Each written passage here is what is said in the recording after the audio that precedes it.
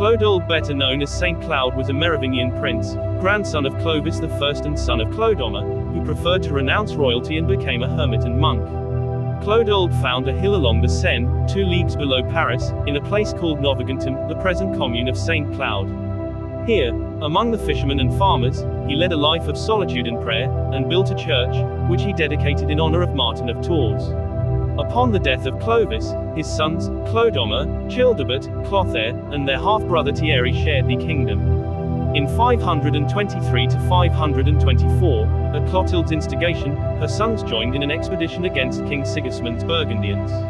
After the arrest of Sigismund and his family, Clodomir returned to Orleans.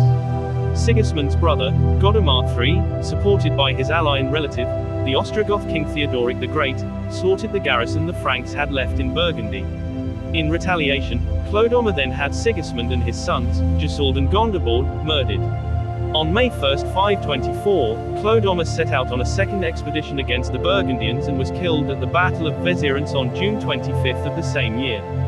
Clodoald was the son of King Clodomir of Orleans and his wife Gunthuc. He was one of 3 brothers, raised in Paris by the grandmother, the Queen Dowager Clotilde. Salic law required the division of the kingdom among the sons of Clodomir. However, the boy's uncles, Childebert I, King of Paris, and his brother Clotaire I, King of Soissons, coveted the kingdom of Orleans and determined to murder the nephews. Clodoald's brothers, Theodoald and Gunther, were killed by Clotaire when they were 10 and 9 respectively, but Clodoald was saved by the loyalty of a few soldiers who managed to spirit him away to safety.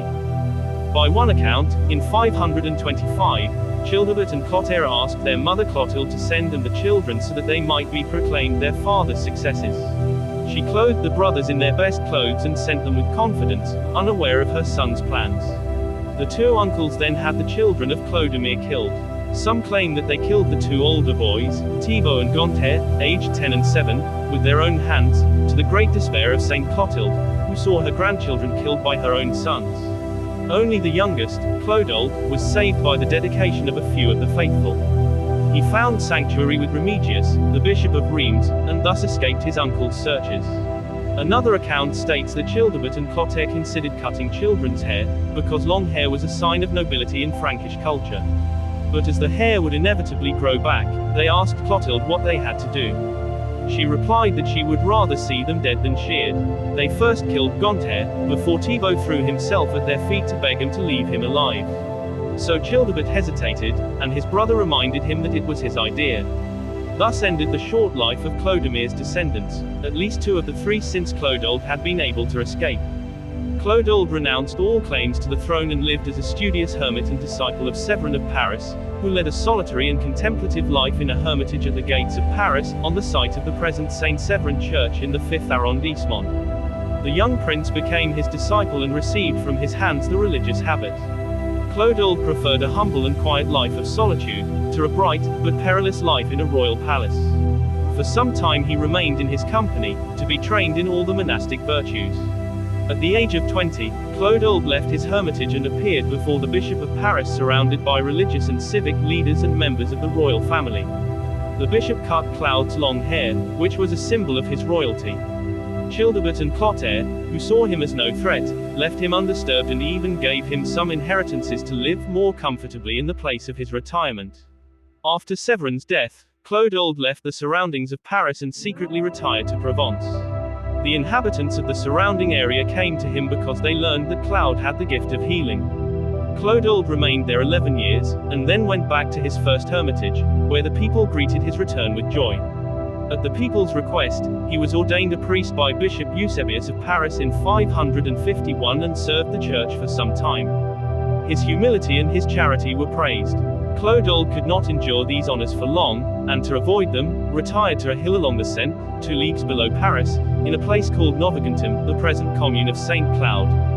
Here among the fishermen and farmers, he led a life of solitude and prayer, and built a church, which he dedicated in honor of Martin of Tours. As soon as the place of his retreat was known, disciples came to place themselves under his direction. Some cells were first built, soon a monastery became necessary. According to tradition, Clodoald had a monastery with a chapel built and endowed with the goods that the kings, his uncles, gave him. He lived 7 years in his monastery, among his brothers, giving them an example of all the virtues. He died there on September 7, 560, at the age of 38.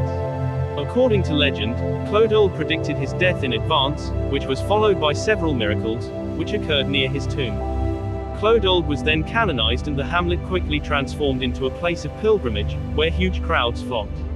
Novigentum then changed its name to Sanctus Clodaldus, St. Cloud, in his honor.